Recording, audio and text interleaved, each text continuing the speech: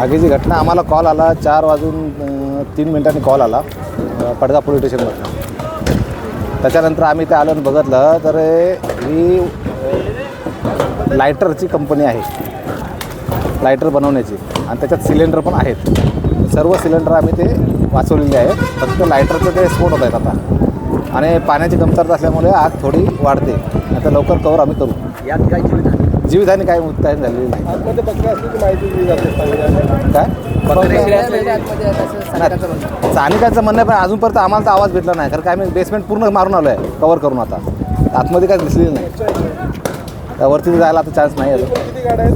2 गाड्या कल्याण फायर ब्रिगेडची एक आहे आणि आपली भिवंडी फायर ब्रिगेडची. आज आठवड्यात पेनल्टी किती मिळते? तरी पण जाईल आता 2-3 गाड्यांमध्ये आम्ही कवर करू.